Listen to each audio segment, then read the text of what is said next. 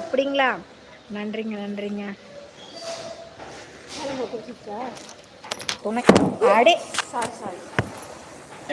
அப்புறம் நான் என்ன பண்ணேன், சரி நம்ம இப்படி கஷ்டப்படுறோமே, சரி அந்த ஆண்டவன் தான் நம்மளுக்கு தோணை அப்படின்ட்டு ஒரு 2 பேப்பர் எடுத்து முருகன் நான் இருக்கிறேன், நீ பயப்படாத, நான் உன்னை காப்பாற்றுறேன் அப்படின்னு ஒரு சீட்டில், என்னை நீ நம்பாத, உன்னை நீயே காப்பாற்றிக்கோ அப்படின்னு ஒரு சீட்டில் 2 சீட்டாச்சா எழுதி சாமி முன்னாடி போட்டு குலுக்கிட்டு, எனக்கு வேணா நீ ஊற்றிக்கோ. அப்புறம் சாமி முன்னாடி போட்டு குலுக்கி விட்டு கண்ணை மூடிட்டு எடுத்து படிக்கிற, என்னைய நம்பாத, நீயே உன்னை காப்பாற்றிக்கோன்னு சொல்லி வந்துருச்சு. நான் என்ன பண்ணிட்டு சொல்லுங்க, என்ன பண்ணட்டு? நான்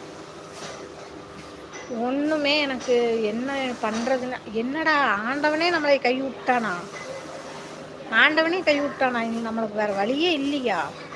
என்னதான் பண்ணுறது அப்படின்னு சொல்லி யோசிச்சுட்டு, சரி அவன் தான் நம்மளை கை விட்டுட்டான்னு சொல்லிட்டான்ல, என்னை நம்பாதான்னு சொல்லிட்டான்ல, அன்னைக்கு ஆரம்பிச்சதுங்க அவரை தான் நம்பணும்னு.